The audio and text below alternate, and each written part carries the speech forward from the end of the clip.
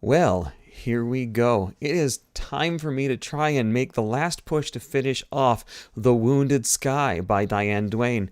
I'm very near the end of the book. A little less than 30 pages remain to me. I don't know if I'll get them all done in one night. It seems to take me about 3 minutes to finish a page. I shouldn't waste your time. See if I can get it in under 3 minutes and not stumble, bumble, fumble my way through too many more words. We've passed, I think, the real climax, and we're about to find out what Catullus' fate is. It looks like in the last chapter, 13, unlucky number 13, that they had decided that perhaps Catullus was going to be living forever with the godlike entity in the pocket universe that the drive that they were testing has opened up to keep it company now that intelligence has been roused and is going to be the creator of other intelligences to keep it company. I think that there is a Chekhov's gun, not a weapon, but something that was left behind in Kirk's office in an earlier chapter after a curious, we'll say, conversation about sex and reproduction, wherein Catullus gave a history of her past lovers to Kirk, who expressed interest, and she said, no, because that would kill you, because that's what we do with my race. Anyhow, I seem to recall, after all of these years, about 36 years since I last read this book, probably, I vaguely remember that Kirk ends up maybe with a child. Ooh, and not the way that you would expect. So I'm going to put my last monitor in, sit down, and get to finishing this book. Chapter 14. Jim went down on one knee beside Catullus to keep the conversation he felt coming up from giving him a literal pain in the neck. You can do it, can't you? If you mean, can I provide this space with entropy of its own? Catullus said. I think I can. I've broken enough laws in our own universe. I certainly should be able to set them up in this one. It's much simpler. Much of the command crew of the Enterprise stood, gathered about Jim and Spock and Catullus, and around them stood the rest of the ship's complement. At Catullus' words, an odd, wondering rustle of words and thoughts went through the group, and McCoy leaned down over Jim. Captain, isn't this getting a bit dangerous? He said. First we teach the others consciousness. Now you're suggesting we let entropy loose here too. Won't it be as fatal to them as anentropia will be to us without protection? And even if it won't, consider what you're doing. Turn entropy loose and time begins as a result. Start time running. And you've done 99% of the work of creating a universe. They, he waved at the brightness, may grow into playing God someday. But what makes you think we're ready for it? Oh, Leonard, Catullus said in an annoyed jangle. This is no time for kindergarten ethics. What do you think you're doing every time you save a life? Besides, if it's true what they say, that God created us in their image, then how should we not love creating? And how could it be wrong for us to do so as carefully and ethically as we can, on whatever scale we're capable of? But, Catullus, creation may not be all it's cracked up to be, even for gods. Look at the state of our universe is in. Leonard, believe me, I've noticed that large parts of it apparently don't work too well.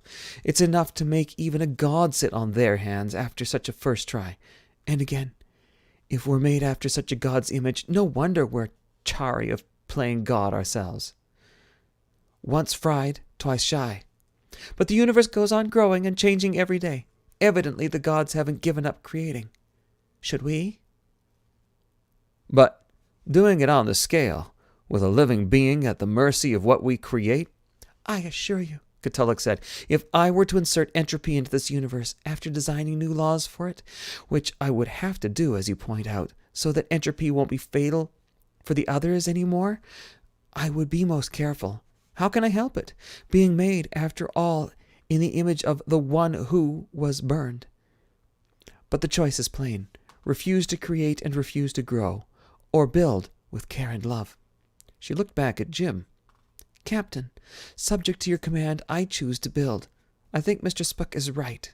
There is a reason we find ourselves here. I have no basis for that conclusion, but I might propose a possible other side of the problem Spock mentioned. That perhaps the other's course of development in the space was somehow arrested, and without our interference the others would never have hatched into a god. She shrugged, chiming. A hunch, no more. In any case, it seems no accident that I'm along on this mission. The question before us, though, is what I'm to do on it. What are your orders, Captain? Jim took one long breath and let it out, looking around at his command crew. Seeing no better alternative, he said, and paused, giving them a last chance to interject something, if necessary. No one did. He glanced down at Catullus. Go on, then. Found us a universe. Catullus shook herself all over, chiming. Very well, sir. We still have a couple of problems to deal with, though. For one, that of power. This is apparently one of the extropic universes, the sterile ones. I said I think I can provide the space with entropy and a set of natural laws that will continue to generate themselves, kicking this universe up a notch into anthropy. But to do so, I must reach ahead in this universe's time before there is time, perceive my solution, and implement it so that it will be the solution I perceived. You've been hitting the graphite again, lass, Scotty said gently. No, Montgomery. I told you, cause doesn't always precede effect. Think of it as dealing a hand from a marked deck, if that helps. In any case, I'm not sure I can do both that and the reweaving of the rent between our universes, which was already going to take most of the power generated by the inversion apparatus. Only the attempt will prove whether I can pull it off. It seemed to Jim for a moment that Catullus was regarding Scotty with a gentle regret as she spoke, and went on, sounding as usual again. The remaining problem is that the others... She turned a bit sideways, cocking a cluster of eyes at the silent brilliance nearby. I should not speak of you as if you're not here, she said. You have no experience of time save what you derived, slightly used, from Dehenish and Uhura and Spock. What were you getting those vowels from, Catullus? Did the author forget to remove them? What's going on? I don't understand. Should I give you entropy, time would indeed begin here. If you had time, though, what would you do with it? There was no response at first. Then a great feeling of confusion and helplessness. We don't know, the others said. You judge. We will take your word on the matter.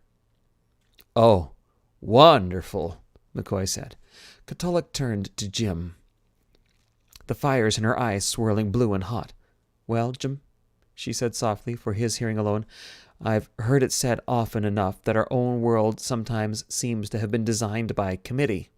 Here's our chance to do the same, it appears, for this is no work of architecture I dare design alone. I agree, Jim said as quietly, but it could also be our chance to create what people dream about, the best of all possible worlds. Captain, Spock said, above both of them, I, too, would like nothing better, and I encourage careful deliberation. But though we seem to have forever here, time passes outside this zone, and the area of anentropia surrounds more and more of our own universe. We must be swift. Jim nodded. Agreed. He stood up. People, he said to the command crew and to the other Enterprise people all around, we need to find something for the others to do, some way to spend a period of time that's going to be... He glanced down at Catullus. A little less than eternity, she said, though there was laughter in her chiming, as if she told a joke. That's the most I can manage. Right. Suggestions, then, remembering that the others are going to be stuck with our solution for that long. What approach should we take? Jim expected to be deafened by a chorus of voices and union of thoughts. It didn't happen. There was some quiet murmuring, and finally the Chief of Security, Mr. Matlock, said very soberly, Captain, some of us are feeling a bit out of our league. What kind of time-structuring device can a mortal safely recommend to a god? Our attention span isn't quite on the same level. He has a point, sir, Uhura said. The longest-lived of the species we've met have spoken so often of the terrible weariness of their lives. They try everything to divert themselves, and sooner or later just don't care anymore. They're driven to all kinds of extremes to try to amuse themselves. Cruelty, tyranny, or Higher levels of development, Spock said. That's right enough, Mr. Spock, Scotty said. But what can you think of that's higher than this? He waved one hand at the others, and Jim shook his head. The other's power could still be felt growing greater and greater. Omnipotence, omniscience. They might not have them now, but they soon would. The fact remained, however, that they still had no idea what to do with them, and in an empty universe, neither attribute was much good. Captain, that was Harb Tanzer, maybe higher is the wrong place to be looking. And in any case, we don't dare experiment with these people, suggesting something we don't know for sure will work. As you say, they'll be stuck with our decision for a very long time. How about something simple in which they can find their own complexities, raise them to whatever levels they're capable of? Specify? A game, sir. Harb, McCoy said, aside from my initial response to the idea of a god spending eternity playing games, what possible game is big enough to spend all of almost eternity playing? The one we're playing, Len, Harb said quietly, and with a sober smile. The one where you live in a body. You make up issues, good and evil, terror and joy, life and death. Harb, lad, Scotty said, protesting. Life's not a game to me. And that's just how it would seem to you, Mr. Tanzer said, if you'd forgotten you were playing. Harb turned back to Jim. Sir, what grander pastime can we recommend to them than life itself? You leave them an out, of course, a point at which the playing piece, the body, expires. Entropy would see to that in any case, so that at the end of each round, the players are freed to remember that this is a game, to count the chips and set the next round out, or change roles and play again. What would the object of the game be? Uhura said. For a specific person? For starters, to discover what piece they were. Once that's handled, how many people find out what they're for while they're still alive? There's a more advanced form of the game, to find out what the object of the game is. But between rounds, Uhura said, they would know. Certainly. While the game itself is in progress, though, while a particular fragment of the others is inhabiting a body, inhabiting time, there'd be no memory, only hints that it really was a game. That frees it to be played for keeps. All the value of the things that matter, because they're essentially transitory, love, success, joy, is maintained. Even pain and loss lose their sting, because they're transcended at the round's end. The players passed through them and learned from them. Or not, McCoy said. What then? If poker's the only game in town, Harb said, you learn to play and win. Or play and lose, and do it for the sheer delight of playing. Or sit back and kibitz. The player's free to choose. Len, there's a tendency to regard games as not important, not serious. Don't be fooled by it. Politics is a game, relationships are games, business and exploration and adventure are games with rules and time limits and restrictions on the players, and there's room inside them all to experience glory and gladness and defeat and triumph, grandeur and intimacy and power and joy, sorrow and love, and those are just the four-dimensional games mortals play inside the boundaries of life. What could a god do given a chance? Yes, the others said in a great crash of thought, hungry and delighted. Life, what you have, the being, the knowing other lives, the loving, even the hurting, all of it. Oh, give us that and teach us to make more of it ourself, and we need not at all, and we will need you not at all the time we see in the singer, they meant Cthulhu, could not use up the possibilities. Give us that game and go with our love forever. Go quickly so that we can play. Cthulhu looked up at Jim. Sir, she said, their approval is making this space very malleable. It will accept new laws even more readily than I thought it would. I may very well have enough power to manage everything. So think one last time, then command. Jim thought. while all around him his crew looked at him with fear and excitement and awe, and the air beat with anticipation. He glanced around at his command crew. Uhura was holding her face, dispassionate, and keeping her emotions to herself. McCoy was doubtful, as usual, but there was a suppressed excitement in him, as there was in Chekhov and in Sulu. Scotty still stood with one hand resting on Catulluk's dorsal ridge, his eyes on Jim, waiting, ready to follow his captain's lead. Spock didn't move so much as an eyebrow, but Jim caught very clearly the thought in his mind.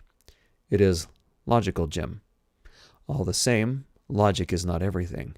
Do as you think best. Do it, Jim said to Catulluk. And, if you can, hurry. Also, if you can. That was the others sounding gentle now, and even a bit sheepish after their earlier violence. We would not forget you. Will you leave something of yourselves with us? Something for us to remember you by? You have, after all, been playing this game longer than us. What did I do that for? You have, after all, been playing this game longer than we have. We would be glad of some of your triumphs, your wins, to study between the rounds. And though we see from your minds that we will be mother, father, ruler of this universe, still you are our mothers and fathers in a way, and the only others we have ever known. Leave us yourselves.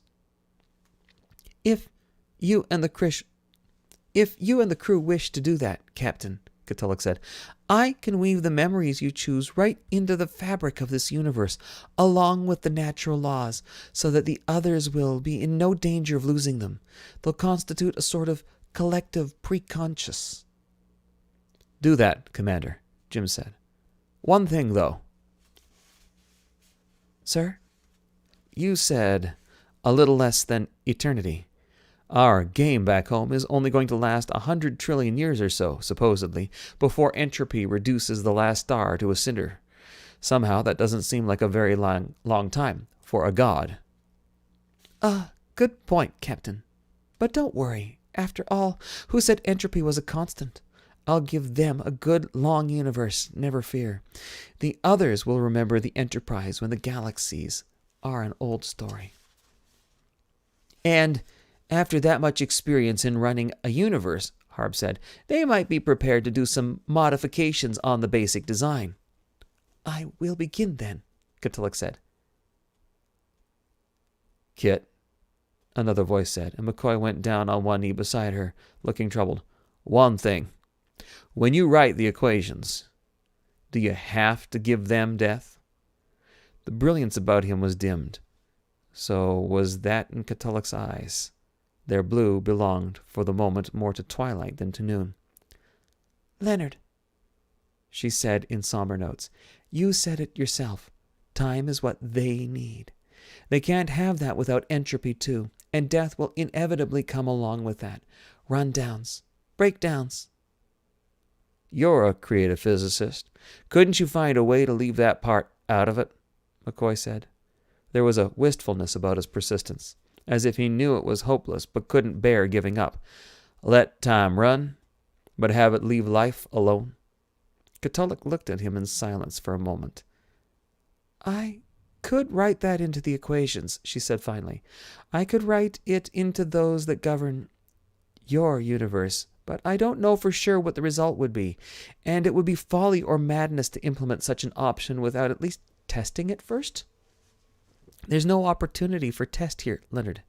Once I speak the last word, the final statement that implements the equations preceding it, this universe becomes unalterable save by its own types of change, the ones I'll have implanted. I don't dare leave the change equations loose enough to permit easy alteration. Natural laws could start coming undone, and the result would be like the chaos we saw at the fringes of the Lesser Magellanic. Nor do I dare experiment on the others and take the chance of trapping them in some accidental time paradox or warped causality loop from which they can never be released. McCoy, silent, didn't move. Doctor, Spock said, then gentle-voiced, you are rarely one for legendary, but this tale I think you know. How did Aesculapius die? How did Aesculapius die? Leonard's face went bleak. He was so great a healer, he said, that finally someone offered him a huge fee to raise a man from the dead. He did it. The death gods got jealous. They had him struck by lightning. Spock gazed at McCoy and said nothing. Then hope flared in McCoy's face, and the light around him stirred. And, he said triumphantly, remembering, afterwards, the gods were sorry, and made both I don't know how to say this word. Aesculapius and the man he had raised up into gods themselves. Yet it required death to bring them both to godhood, Spock said. Leonard, there is a great potential for tragedy in giving the others near eternal time without leaving them a sure means to transcend it. The equations Catullus means to implant here, as the rules of the game will cause them to forget what they are, to temporarily misplace their godhead while alive. How dare we block the only road that we know, or at least have evidence will lead them back to that knowledge? McCoy looked away. After a moment's silence, with great gentleness, Spock said, Leonard, they will do well enough. They are, after all, a god. And even in our own universe, death has its exceptions. McCoy bowed his head, got to his feet. When he looked up again several moments later, the tears were running down, and he made no attempt to hide them. Can we at least spare them pain? He said quietly. Jim realized fully then how good a doctor his friend was, for McCoy wanted nothing more than that there should be at least one place in the worlds where he would forever be out of a job. He reached over and laid a hand on McCoy's arm.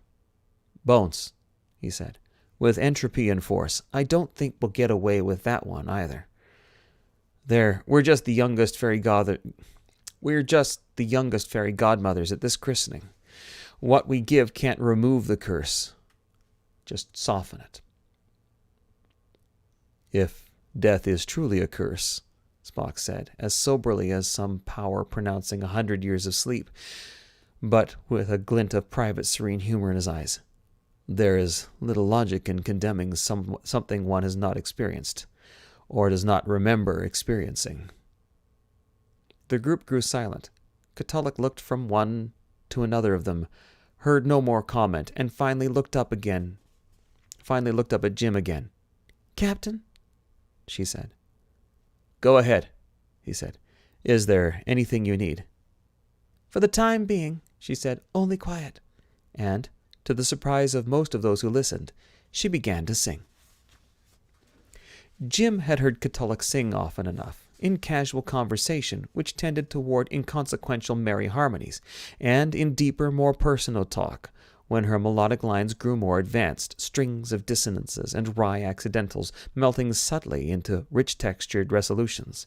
But he had never taken time to listen to her singing her work, her physics. He began to regret that omission, for it became plain that however much she delighted in other matters, this was where her greatest virtuosity lay, and where her heart was. She sang slowly and tentatively at first, as if she was feeling her way through unfamiliar territory, scattering atonal spatters of notes, delicate chromatic inchings forward. Jim thought of her description of Hamalki matings, and realized that less emotionally loaded buildings, such as works of Hamalki architecture, must be worked out and proposed in the same way. Sequences of notes equaling physical constants, vector qualities, numbers. Catullus was proposing equations by the singing, reducing them to simplest terms, combining them, using them according to the rules of the bizarre Hamalki physics to find her way, as she'd said, into a future time before there was time. Jim saw Scotty watching her with an uncertain, intent expression, as if she was beginning to understand what she was about, but Jim himself had no way to tell how she was doing, though the air did feel strange. People shifted, twitched. Even the other's clear brilliance rippled uneasily. And I'm going to have to leave it here. I think my document camera just died on me. If I can get it going again in this session, I will, but I think that the battery ran out. Yeah, the whole thing feels hot.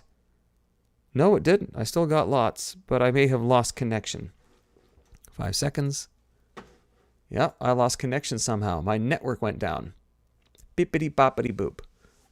Connection failed. No, the app on my phone crashed. I'm excited. What wonders. Yeah, because Bing got in the way and DroidCam went to sleep. So, bippity boppity boop. There we go. My document camera is alive again. I got to the end of this paragraph right here. And let's get focus. Focus up, projectionist. Focus. Abruptly, Jim started to suspect that Catullus was close to what she was looking for. Her chromatic progressions grew swiftly surer, her chiming more complex, and then her vision apparently pierced through into whatever future she needed to see, for Catullus broke loose and began to spill the music out of her as if she had been saving it up for a long time. A wild, splendid glittering fall of interlinked melodic lines, as syncopated and precise as any Bach sonatina, but despite the chiming lightness of her voice, somehow trapping a more than symphonic weight of complexity and meaning in their net of measures.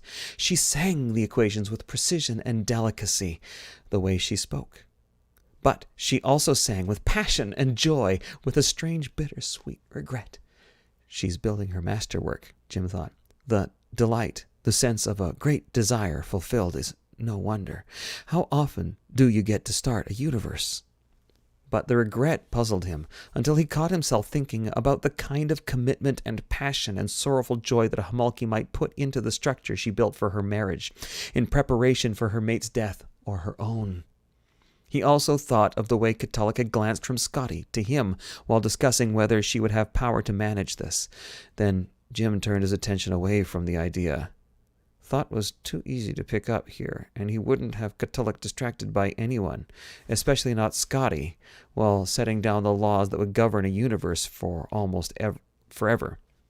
The sense that the song was taking time was surely an illusion, but one that persisted. It seems right, though, Jim thought. A whole universe's laws to ordain, everything from physical constants on up. It's appropriate that that should take a while. Even God took at least 7 days, after all. He wondered, though, whether God had sung while working, and whether the song could have sounded as glorious as this. Catullus trembled with the force of her singing, and if the music were something alive that she merely released from her caging self, something that might turn on her if she relaxed her concentration. She showed no signs of relaxing, however. Relentlessly she poured melody out, or it poured itself from her, a torrent of bright music, low-voiced and high, an onslaught of the equations and edicts that she'd perceived in this universe's future, and now turned loose. They crashed outward through the Enterprise crew and started to become the operating instructions for a universe. As the equations began to take, the air went taut with the unseen weaving of law. No one could move. They were all as immured in Catullus' swiftly solidifying matrix of order and command as if in amber. Even breathing was hard at first, and got harder as they felt her adjusting the equations, knotting up loose ends, weaving the whole cloth of natural law seamless and tight, eliminating the loopholes in this universe to be. It seemed a long time before her song slowed, till final harmonies resolved and final chords stretched themselves into silence on the still air. But an end came at last, and everyone breathed out together in a sigh of release and relief. Catullus looked up at her taller companions with a rustle of weary satisfaction. "The basic matrix is laid down," she said, sounding tired, but utterly satisfied. "People, look inside yourselves, then give them your gifts." In the bright timelessness, the crew of Enterprise did so. In that place, so malleable to thought and the given word, the moments out of their lives that were their gifts to the others erupted out of nothing and folded sudden reality about the 438 as their experiences wound themselves deep into the fabric of the universe. Again and again, when Jim remembered who he was, and sometimes it was difficult, looking out of so many other eyes, he was moved to tears, for the gifts were priceless. Without exception, his people were giving their best. Someone's tentacles touched him in love. as one of the Sulamite crew gave away his life's most cherished moment. He glanced down at the mauve and golden landscape from the great silence of an apricot sky, hearing nothing but the faint rush of the wind on the glider's skin, feeling the summer air buoy him up, and understood for the first time the fear that underlies freedom and the joy on the fear's far side. He was wrestling with his brother, a strong, sweaty grappling of 16 limbs, punctuated by grunts and exclamations of surprise and delight at one another's strength. Finally, they fell away from one another and collapsed, muscles sore and exhausted on the lavender turf, whistling with Mizarthu laughter as he silently thanked the powers for the gift of such companionship. What is Mizarthu laughter? I don't know. I've never heard of it before. Yay, aliens! He stood down in the dusty azure warmth of the plain and gazed up in awe and marvel at the height where the ancient towers of Aztorokan brooded in their dark majesty, blunted but defiant of the years and the rains. Slowly he began walking toward them, knowing whom he would meet there, daring the meeting anyway. Methane snow as fine as mist slid and snaked among the stones, borne on a thin whining wind that bit him to the bone. He stood still and endured the teeth of cold, raising his faceted vision to the black-red sky and the great ruddy gas giant that swam in the dark radiance, gazing at it in silent, irrational approval. The workroom and the world fell away as he hammered at the console, spinning the music out of the computer, ringing its circuits for perfection, ringing himself until finally night was gone and the three-sunned day came round again, and he staggered away to the rack in exhausted satisfaction to hang until just before the concert. His father reached out a handling tentacle to him and twitched that old immobile face upward into the gentle little gesture of welcome he had never hoped to see. After their long estrangement, let's try that again. His father reached out a handling tentacle to him and twitched that old immobile face upward into the gentle little gesture of welcome he had never hoped to see after their long estrangement. His inside spasmed and seized his brain, and his consciousness whited out in crazy joy. He read the chart again and again, sweated the case as he prepared for it, and finally went ahead with surgery, sinking forearm deep into the fragile body that had freely made itself vulnerable to his ministrations. After 3 days of coma and constant weary maintenance, 3 days of fear that taught him what hell would be like if he ever went there, his patient woke up and made a gap-fanged Vercingetorix smile at him. As quickly as looked normal, he went away into the next room and cried for relief and joy. She twisted her throat around the bizarreness of the new language, and her mind around the concepts, wrestling them as if wrestling an angel, the object being not to win, but to lose to the other, to surrender into the alternate mindset and think in the other language. For the 100th time become more than she had before the surrender. Without warning, after days of struggle and effort, in the middle of an uneventful morning at her desk, the enemy rose up inside her, took hold of her, and flung her down with stunning force against the bottom of her mind. Her head spun for a second with alien terminologies, and then everything was different. Her office, that was what was alien, and all the names in it were changed. Her enemy was changed too. She looked inside her and found a lover there instead. She whooped out loud for sheer delight at her defeat, her victory. And when people came running in to see what was the matter, she started laughing and couldn't stop. The beauty of the physical universe, the way things fitted and worked, the fierce bound energy of matter in all its forms, sang in him like a poem, until he literally had to lean on the bulkhead for support. He felt dizzy, felt simultaneously small and huge, powerful and powerless, dwarfed and ennobled by the might and manageableness of things, and he had to tell that one about it, who was primarily responsible for the experience. With a quick abashed glance around him to see that no one was looking, he reached out and laid a hand against the matter-antimatter mix column. It throbbed with power. It sang with life under its clear metal skin. "Thank you," he said, unsure who or what he was thanking and not caring. Thank you." And he knew she heard. It was his business to help them play. He could think of nothing better to do with his life, for he knew that when they felt free to play, their souls showed.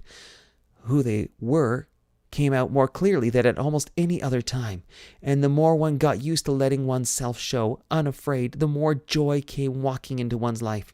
And then the self showed itself still more, and the cycle continued, joy engendering joy. Endless. He leaned on the wall, warm with the thought of what his work was freeing those around him to be. Then the matter gain on the 4D chessboard across the room went out again in a scream of feedback, and he grinned and went off to find the sonic screwdriver and a brush and dustpan for the pieces that had blown up.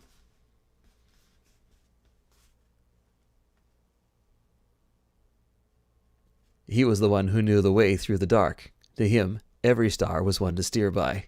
He knew them all by name. Their spectra were as familiar as flowers in a garden. No world was strange to him, and he could find his way home blindfolded, if he were 1,000 parsecs away, for all his roaming was tethered safe to that great invisible ring, the path of a fair blue planet around a little yellow sun.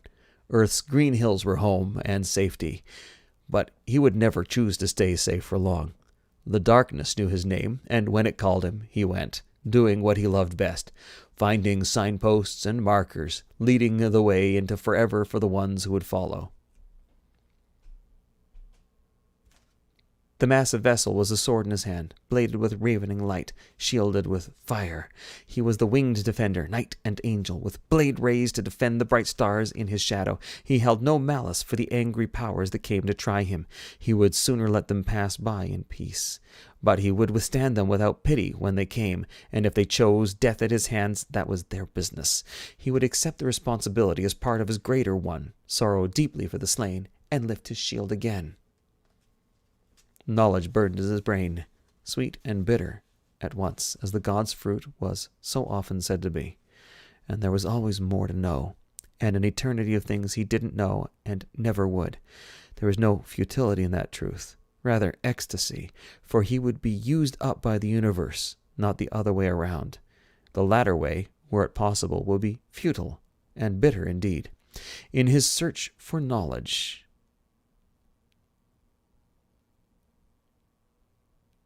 In his search after knowledge, he'd chosen to move among the strange ones, the ones who laughed and wept and speculated with such abandon. Their differences were his joy, for those many differences merely overlay their likenesses to him and to one another. And though the likenesses were few, they were profound. There were other joys, though most of his knowing was turned outward, yet he was known as well. Though he was sometimes silent, others knew his name, and were not afraid to call on the soul he secretly was. Two others in particular, the one with whom he shared the secret delight of being commanded, and the commander. To that one he turned now, thanking him in mind, celebrating the crazy un-Vulcan daring that had brought them all to this place, this wonder. Moving far past words, Jim gave his gift, the thing sweetest to him, to sit at the heart of 438 souls, and be truly their heart and their head, the one they gave their power to, not unquestioningly either, but after consideration, by choice, and sometimes, though he would never understand it when it happened, by love. To command them, to be, by that command, in service to them, to suffer their pains and joys as they did his, to be companion to them, to delight in what they all did together, explore, dare, adventure, work, play. In all the universe he could think of nothing better to give, nothing more worth being remembered when he and all the humanities and the galaxy itself were merely old stories. He gave the memory, the feeling of what he loved, to the others, and tears fell again as he realized who he was, and how lucky he was to be him. He opened his eyes, then, with the quick, humorous thought that Spock would tell him luck had nothing to do with it, and looked around. A lot of others were doing the same. Some were gazing at the others. Jim looked in their direction, wondering, was that brilliance really a little brighter, or did the idea come of having had his eyes closed? The others looked gravely back at the Enterprise crew. It was possible to tell that they were looking, though Jim had no idea how. Slowly, even Humbly, they said, We did not know we were so poor, to now be so rich. Our pleasure, Jim said, and glanced down at Catullus. Is that it? Can we go home now? She shook herself, chiming. There's one piece of work to do yet, she said. And there were those odd emotions in her voice again. That regret, strangely coupled with an excitement too big for words. I'll have to couple the other's power to the power from the inversion apparatus for the final implementation. This way, they'll not only be living in this universe, but fueling it from themselves. An appropriate arrangement for a god. Coupling their power. How? Scotty said. Through the equations? Through me, Catullus said. Through my mind. Lass, you can't do that, Scotty said in alarm. That much power would disorganize any mind or body or even paraphysical form, she said, calmly and with compassion. Yes. Was that ever in question? You were following the way I was setting up the equations. Aye, but I thought maybe I was mistaken. She turned away from him for a moment. So I do as I said I would. So I do as I said I would, she said to Jim, with a wry humor in her chiming. I deal with the consequences of my handiwork. Captain, you must make only small jumps back to our home galaxy, nothing longer than 10,000 light-years at a time while in extragalactic space, and nothing longer than 1,000 when you're within 10,000 light-years of the arbitrary galactic border. It's these long jumps that denature the structural integrity of space, and even the smaller ones do so somewhat. I think the effect is not cumulative, but best not find out by way of disaster. Once home, you must speak to the Admiralty and make sure they understand that the inversion drive must not be used anymore. Or at least not until the Homalki find a way to produce the same result without breaking the laws of our own universe, or being forced to rewrite them. I will see to it, Commander, Jim said. What about the breach between the two universes, and the damaged space on the fringes of the Lesser Magellanic? I can repair both these problems from here, Catullus said. I hadn't counted on having the other's power to support that of the inversion drive and the innate power of the physics. It makes some things simpler. She glanced over at the great still brilliance. We must move quickly, sir, before the damaged area becomes too large to repair. I'll handle your next transit myself. You and the Enterprise will find yourselves near the damaged part of the Lesser Magellanic, so that you can check the repairs before moving on. What's this you and the Enterprise business? Scotty said more quietly. His voice said that he knew, and desperately wanted to be told he was wrong. Catullus turned to him, gazing at him for a moment, then spidered over to him and leaned against his legs. Montgomery, she said very gently, I'm going to miss you. You're the closest thing to a Homalki on two legs. You know that? Even to playing dumb about our physics to keep the teacher around. Scotty started to say something. She jingled at him affectionately. Shh noise. I am primarily responsible for the inversion drive, Catullus said. So, as usual, the Tao sees to it that I pay the price for the damage the drive has done. And since the damage done has been to lives, that's the coin I pay in.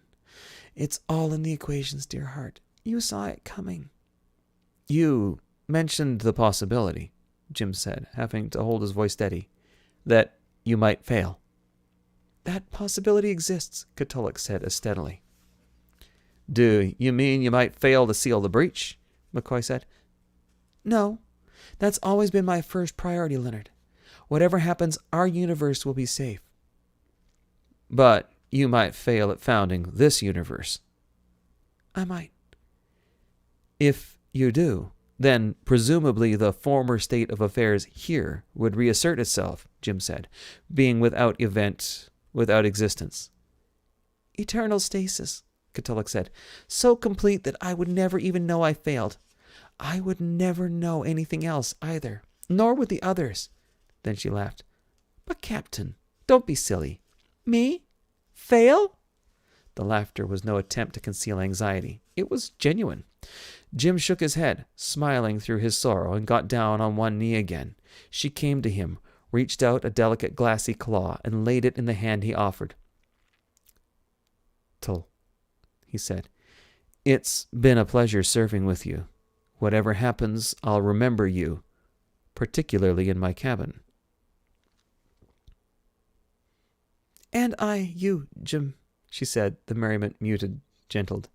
There, and elsewhere. She turned toward Scotty again. He sank to one knee, hunched forward a little like a man in great pain. Silently she went to him and did something Jim had never seen her do before. Reared up on 6 legs, and with the other 6 climbed more or less into Scotty's lap and held him. He put his arms around her, avoiding the spines. Such a builder you are, she said, and after a moment she cocked her front cluster of eyes at him and said, You'd better go over that last set of relationships a few more times. The entropy, extropy, anthropy group. I think you still may not understand some of the more complex implications. Aye, Scotty said. Lass. Go well, Scotty, she said, and scrabbled down out of his lap. I'll see you later. Mehe naket urseve katulak, Spock said to her from where he stood beside Jim. She glanced up and described again with 2 spare legs the circular gesture she'd made the day they'd all met.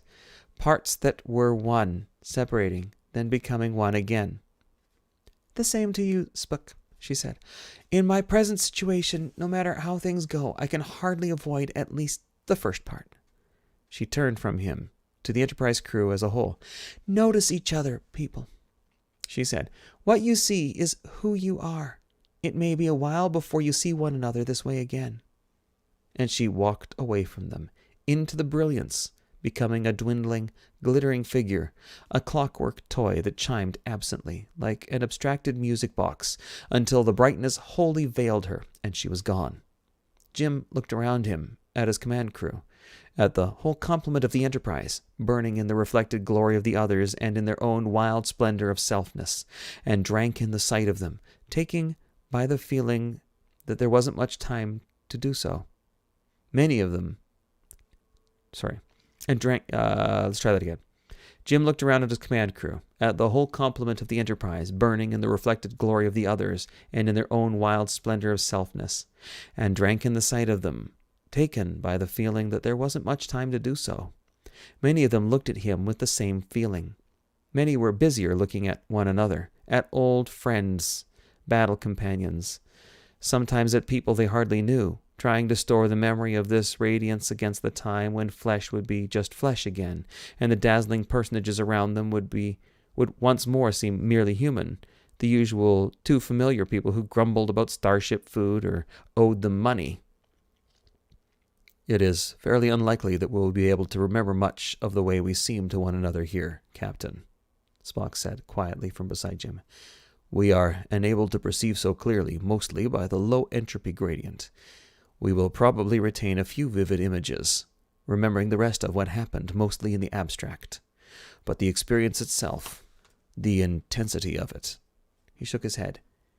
In a universe where time passes and the passage of energy through a system wears the system down, the spirit may be willing, but the flesh will be too weak. Jim looked around him at Spock and McCoy and Scotty and the rest of the old bridge crew, seeing in them a superb assortment of great desires, noble longings and virtues, liberally mixed with mortal failings. But the failings did not tarnish the virtues. They exalted them. It has been nice, Jim said to Spock and to all of them, not to see, for a while, through a glass darkly. They nodded, and the music began again, so that everyone turned toward the heart of the other's brilliance from which it came. Jim wondered now how he'd thought the earlier singing such a masterwork. Against this radiant interweaving of harmonies, it seemed simplistic. Then comparisons failed utterly, for to the one crystal voice chiming the melodic lines, others were added. First, just a few, then more, and more still, 10, 50, 100, 300. The voices sang no words, but poured themselves into melodies that built through wild fugues of unimaginable complexity, into crashing masses of chords poised on the line between dissonance and harmony, and the voices were of all kinds. Yellorid, Andorian, Mizarthu, Tellarite, Terran, Vulcan, Diftani. They washed over but would not conceal the single homalky voice that led the progression upward. More and more voices added themselves to the chorus until nothing could be heard but the great unity of sound, weaving in and out of itself in an ecstasy of terror and wonder and anticipation and building, always building. The light grew brighter. Jim squinted at it as it grew, not only in intensity, but in size, reaching for him and his crew, washing over them. He covered his eyes. It did no good. The brilliance was too blinding, piercing through and into him as the sound did, till whiteness filled the world and he dimly felt himself thumped down to his knees, overcome. What the rest of his crew was doing, Jim had no idea. All he could hear was the rising chorus, as multitudes added themselves to multitudes, weaving around the single bell-like voice that showed them the way in endless upward-mounting ascents of song. Very like her, Jim thought, while he could still think, to die like a swan, in music, if that was what she was doing. It did not sound like death. Up and up the sound scaled, in pitch and power, till it seemed a whole universe's population could not have made such a sound, till the chords, for all their tremendous size and weight of voices, drove into the brain as piercingly as spears. One voice, innumerable voices drawing closer and closer together, chords resolving, narrowing into an unbearable single note that would have broken the hardest heart, shattered the walls of the worlds. An infinite number of voices forging and forged into one terrible, ecstatic unison against which nothing could stand. One voice speaking, singing, crying one note, one word.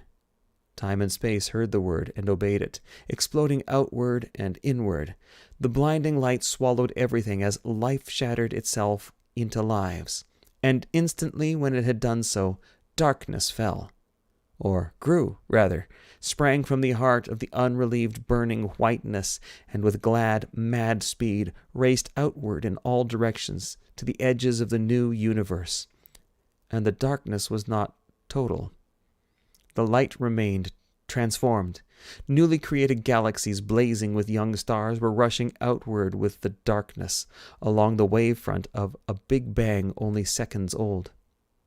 Only that glimpse Jim had, before something threw him backwards, hard, into his command chair in the bridge of a starship, floating serenely in space at the fringes of a lesser Magellanic cloud that had nothing wrong with it whatever. "We may have blown up a couple stars along the way," McCoy's hushed voice said from behind him, "but we sure as hell replaced them." "Report," Jim said to the air, hoping someone would be able to manage it. It was Spock who stepped down beside his chair, as he'd thought it would be. "The rift between the two universes is sealed, Captain," he said, "and, as you can see from the screen, this place is untroubled once again." "Effects on the planets, the people." "They are not species with which we are familiar, so it is difficult to say with much certainty," Spock said. "But there is an 80% possibility that Cthulhu invoked some sort of closed time loop to repair the damage here. None of the stars we saw go nova show the slightest sign of spectral irregularities, and the planets are without physical damage." McCoy was standing beside Jim's chair with a look of sober wonder on his face. "Bones?" Jim said. "The crew's all accounted for," he said, "except one. She was with Scotty, though." Jim hit the toggle on his chair. "Engineering, Mr. Scott." "Engineering," someone said, not Scotty. "One moment, sir." There was a longish pause. "Scotty." "Nah, sir." His voice came back, heavy with grief and control. "She's nae here."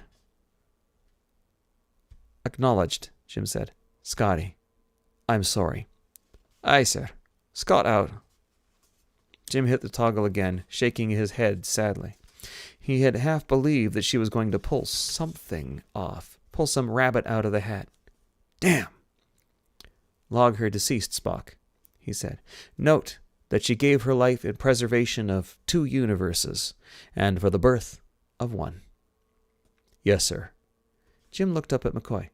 "Bones," he said, just for his friend's ears, "I meant to ask you about something."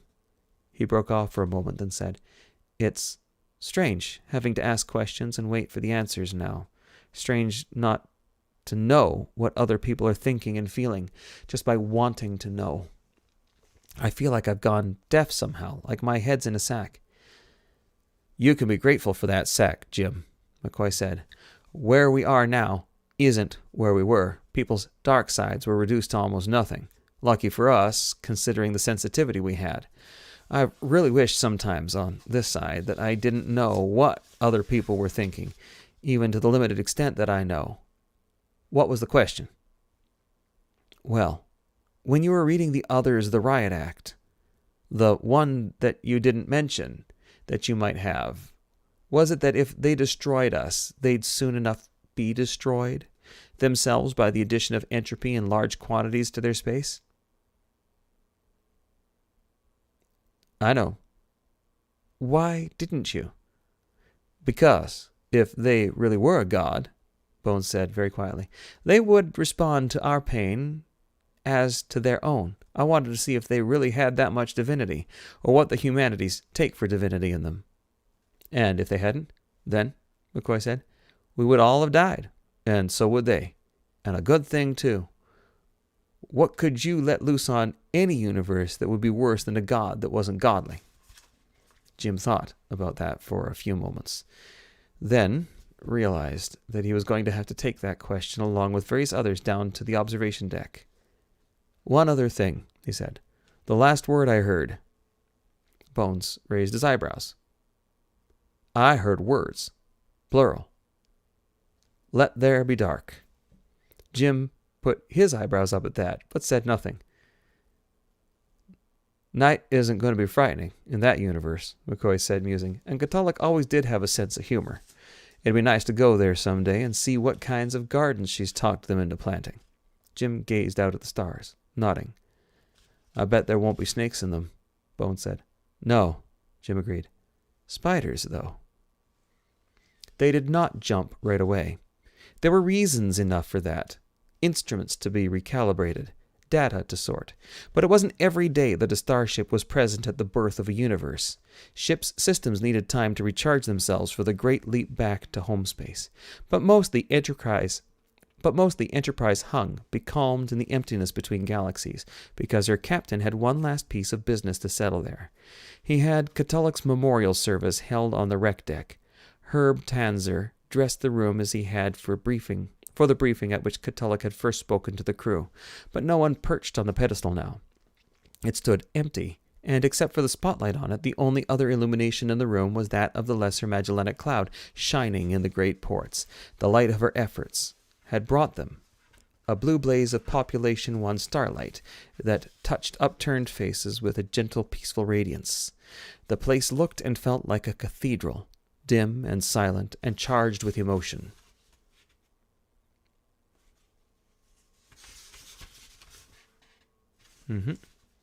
They made Sol System in Jim's off-shift. The arrival was not something that required his presence on the bridge, and in any case, he was tired. He sat in low light in his cabin, with a glass of old port in one hand and a little spun glass-looking structure on the other, considering patterns. His triumphs always seemed to find him on the bridge, but the pains, and those forms of joy deeper than triumph, always seemed to find him here. Curious. It's all curious. The reading he had done about the non-causal sciences, the way back in academy, had always sounded like something escaped from a fairy tale. These days, however, having walked through many situations that would have made fairy tales seem tame, especially this last business with the anomaly, Jim was willing to be a little more credulous than he had been as a cadet, and to speculate a little more wildly. How much power does a proto-god really have? He wondered, even before they're conscious or aware of other beings. That we should happen to have Catullus on board, and a crew capable of handling the places beyond the anomaly, does seem to be stretching probability a bit. He paused to sip at the port. Yet, Catullus said she reached into that universe's time before it had time to find the laws she was going to insert. If she could do that, can I really be sure that the others, even before consciousness, couldn't have reached into our world, our time, and caused Catullus to invent the inversion apparatus for the purpose of breaching their universe and setting them free to be its god? Of course, that would mean that she caused them by way of the inversion apparatus before they caused the apparatus by way of her. He stretched, smiling to himself at the paradox, which was perfectly permissible in a non-causal system. Maybe I'm old-fashioned, he thought, but I really prefer cause and effect. They seem tidier, somehow. Then the image and sound of those last few moments with the others came back to him, fading as Spock had warned, but glorious still. Then again, Jim thought, tidiness may not be everything. The comm whistled the same note it had an age ago, the day the Enterprise had received her orders to go to Hamal. This time Jim didn't jump up. Screen on. It was Sulu, and there was an odd look in his eye. Sir, we're coming up on final approach to Earth. Noted. He would have said screen off, but that look of Sulu's kept him silent a moment. Jim, Hikaru said very deliberately, not Captain, I think you should see this. On screen then. The view changed. They were a ways out in the system as yet, inside and above the zone of the asteroid's orbit, and dumping down from a leisurely 2C, doing no more than a couple trillion kilometers per hour. The stars were bright about them, and more was bright than the stars. Good Lord, Kirk said, and put the drink down and stood to watch the screen. The Enterprise was not alone out there. She had an escort. The screen was filled with ships closing in on her, all with screens up. A few of them had already matched velocities and vectors with her and were riding close around at the fringes of the mandatory 5-kilometer traffic boundary. The closest ships were heavy cruisers of her own class: Indomitable, Potemkin, Surak, Ishashte, Daofeng, John F. Kennedy, the new Intrepid. Their screens flared with the average index colors of their stars of registration: Surak and Intrepid with Vulcan's fierce blue, Ishashte with Denham's blue-white, Daofeng and Potemkin and Kennedy with the tamer yellow-white of Sol. Far out in the dark and closing, more ships yet came riding in with screens tuned to their stars' colors. Jim swallowed the lump in his throat out of the way of speech. Answer colors, Mr. Sulu, he said. We went out there for all of them. Continuous spectrum, infrared to ultraviolet. He shook his head in wonder. God, he thought, it looks like the center spread holo fallout in Jane's fighting starships. Space got full of slender nacelles and primary and secondary hulls, sleek shapes and lumbering ones, all clothed in fiery light to do Enterprise honor and bring her home. Some few of the great Defender-class battleships were there. God knew how, multi-hulled monsters cruising along like great silent whales through dark water, keeping their own 8-kilometer limit. Roger Young and Divine Wind, Arizona and Bismarck, Mahasian and Datafta and Anayu. Carriers were there, many tubed beasts full of scouts and shuttles and fighters: Queen Christina, Valkyr and Ariane, Maria Morevna and Hypsipyle. Every light cruiser in this area seemed to be there: Constitution and Constellation, Resolute and Bannockburn, Sadat and Malacandra and Bonhomme Richard. Even alien-crewed visitor ships of fleet were there, to his amazement: Sorithius, Moran Marinen, Nai-In, and Sulam and Kameh. And little cutters by 10s and 20s, lean, sleek shapes that he knew well, having commanded more than one of them in his younger days: Lewis and Clark and Ferris's Folly, Ransom and Armstrong and Ewett. What a collection, Jim thought. What's been going on here? From the bridge, Uhura's voice said, Kennedy is hailing us, Captain. Put them on. The vista of ships and stars winked out to be replaced by a view of the Kennedy's bridge, and Commander Katha sat, sitting in the center seat, with a droll look on its face. Welcome home, Jim, it said. Thank you, Katha. Believe me, we consider ourselves welcomed, but this, and Jim waved one hand in a gesture indicating immediate space, can't all have been just for us. Certainly it was, Jim. A few of us were in the neighborhood. Katha, He laughed. Give me a break. Starfleet would never have let you. Jim, Kathasat said, leaning back in its command seat and crossing its legs at both sets of knees. We are Starfleet, a fact which sometimes gets lost over at the Admiralty, but did not get lost today. When sensors detected you coming in, every ship from Theta Carinae and the Sessions told Fleet where it wanted to go. And when Fleet saw which way the ions were blowing, and they cut us new orders in a hurry. It wouldn't do to have the Klingons see all of Fleet suddenly mutiny so close to Terra. They might get ideas. You old blackmailer, Jim said with great affection. Why did I choose this voice for Kathasat? It's a dumb one. I object to that, said Kathasat, round-mouthed. I am not old. There's this, too. You're back early, if I understand your original schedule. I was hoping that nothing had gone wrong with your testing this time. I don't think Fleet will put up with another demonstration like this, and somehow I doubt they're going to let the Enterprise out of the galaxy again. Katha, Jim said. I doubt they will, too. Kathasat tilted its head slowly to one side in a nod of speculative agreement. You doubtless have a story to tell me that will explain that, it said. Well enough. You'll tell me at Fleet after we've both finished debriefing. Kirk nodded. Set aside a good big chunk of time. Some of the debriefing I have to do requires a friend, and not the Admiralty. All right. We'll meet for drinks, and I think I can find you a friend around here somewhere. Fine. But Katha, no cards. Kathasat made a long-faced grimace of hest resignation. The problem with you, Jim, it said, is that you're incapable of taking risks. Noted and log, Commander. I'll see you in San Francisco. Kirk out. Anything else, sir? Sulu's voice said from the bridge as the view of the ships and stars came back. No. See that this goes out on crew access, though. They did this. They should enjoy it. Aye, sir. With all due respects, you enjoy it, too. I will. Out. Jim gazed out at the ships, globed about Enterprise, a little galaxy of fires around the ship whose screens sang rainbows. One screen Jim noticed particularly as they rode in toward Mars's orbit together, the actinic white deflector screen bright with the fire of the faraway Klingon homestar. Manhattan wore that screen, holding the place at honors till the day the Klingons should join the Federation. There, in his cabin, where no one could see, Jim drew himself slowly straight and sketched a little salute at the colors of the ships that had followed him with such terrible blind bravery to their deaths. Then he grimaced at the uselessness of waste and sat down. He leaned back in his chair again, watching the halo of glories around the Enterprise as she coasted in past Mars, still slowing.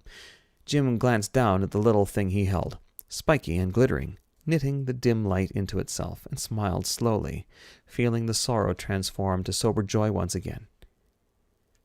You would have liked to see this splendor, even though it marked your failure. Your lesser failure. On the great level, you succeeded, and on the lesser one, someday. Someday.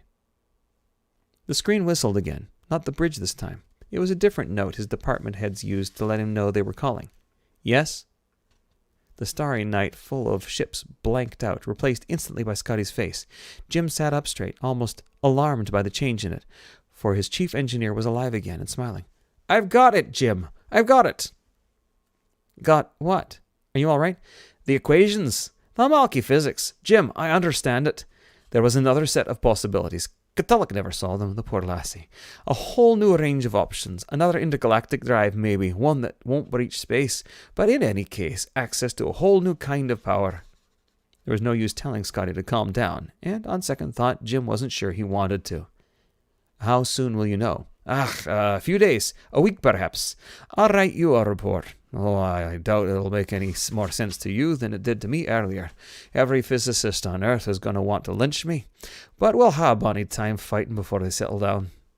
Well, don't just stand there nattering, Scotty, Jim said, tolerant and amused. Go write me a report. Aye, sir. Out. The stars came back. Kirk sat back again, shaking his head. I might have known you would leave a legacy, he said to the empty air. In his hand, something twitched. Hard. Jim looked down in shock. The glassy construct. It moved again. A hard shutter. and another. On first impulse, he leapt to his feet and almost flung it across the room like some venomous insect, then stifled the urge, but too late. The shocked movement made him fumble the delicate thing. It fell to the table and shattered. His heart seized irrationally, as if he were a child about to be scolded. I broke it, he thought, sad and annoyed, and only had time enough to complete the thought before the scattered pieces suddenly and terribly began to move, scrabbling toward one another. Spikes and fragments clustered, huddled, jumped, and jumbled about on the table as if looking for proper places. A puzzle assembling itself into a shape Jim knew. Round body, no more than an inch in diameter, little delicate glass needle legs, iridescent fur, finer than human hairs, glittering, and last of all, the empty eye vessels that filled with blue hot fire, swirling, laughing, living. Jim! The tiny voice cried in a hasty music box, chiming, exuberant, triumphant. There's another answer! Where's Montgomery? And Catullus' daughter self scuttled down off the table, pausing only long enough to swing merrily once around Jim's leg as if it was a pole put there for her convenience. Then she went bouncing out the door in 4 or 5 small but exultant leaps. Jim stood there, staring after her. Through the still-open door, he could hear the shouts of surprise and delight and celebration beginning down the hall. For once, he didn't bother telling the door to close. Jim just sat down and started to laugh, and kept on laughing until the tears came. And minutes later, when Spock came in, looking gravely nonplussed, as only an amazed Vulcan can, Jim looked up at him sidewise with a cockeyed expression. You were saying about death, Mr. Spock, he said, that, like everything else, it has its exceptions? Still gravely, Spock inclined his head just a fraction. The polite bow of a man in the right for the 1000th time, who asks to be forgiven for it. But was that smile twitching almost unseen at the corner of his mouth one of joy? We may yet find it so ourselves, he said. In the meantime, Captain, we will be making rendezvous and docking at San Francisco Orbital Annex very shortly, and we seem to have at least one crew member aboard whose authorizations are in need of, shall we say, updating. Starfleet does tend to be rather insistent about these things. Perhaps we should head down to engineering and ascertain that crew member status. And Scotty's? I'll drink to that. And he did, afterwards pausing for just a moment to put down the empty glass with great care. Smiling, Jim Kirk headed out into the hall to see his crew. Business as usual, Mr. Spock, he said over his shoulder as he went out. A captain's work is never done. Spock raised a tolerant eyebrow and followed his captain out into their world. And so we're done. I vaguely remember that end. I guess it might have been Scotty's kid. Are they going to update him to father? But bibliography, those non-causal sciences are already with us in their embryonic stages. Those interested in more information about them will find numerous works concerning them in the popular press, probably the best of these being The Tao of Physics by Fritjof Capra. For information about de Sitter space or details concerning anentropy and its related subjects, curious readers are directed to the following sources. DeWitt, B.S. Is that for bullshit? Space-Time as a Sheaf of Geodesics in Superspace. I mean, sounds reasonable enough. In Carmeli et al., Relativity, New York. Plenum Press, 1970. Gott Third, J. Richard. Creation of Open Universes from De Sitter Space. Nature, Volume 295, January 28, 1982, pages 304 to 307. We're still in the realm of possibility, at least here with 1982, and we go into the realm of complete and utter nonsense science fiction. Isenson T.K., Primary Space as a Solvent, the Evidence for a Non-Isotropic Entropy Gradient. Paraphysical Cosmology, Volume 15, June 1st, 1996, pages 1052 to 1058. And here we are very definitely right into the fictional. McCoy, L.E., Doctor. I have no idea what FICX means. Somatic, hypersomatic, psychological, and philosophical eschatological effects of exposure to entropy loss and secondary creation syndrome in Terran, Sulamits, Vulcans, Sadrau, and Hamalki. Journal of the Interstellar College of Xenomedicine, Volume 470. Something. A stardate 9315.0, pages 5566 to 5593. Spock. Spock. Mathematical implications of non-homogeneous paratopological convergences between orthogonal unbridged end spaces, with substantiating field measurements. Review of Modern Hypercosmology and Cosmogony, Volume 388, Stardate 9258.0, pages 82 to 97. Tepask, Savek, Batuker, and Katolik, An Elective Mass Inversion Apparatus, Proceedings of the Vulcan Science Academy, Volume 7295, Stardate 8939.0, pages 665 to 672. That was published some years prior. What great fun. All right. The Wounded Sky is done. There's another one of those floating around in space somewhere. I wonder what Scotty thinks of having lost her. I'm going to leave it. We are done the book.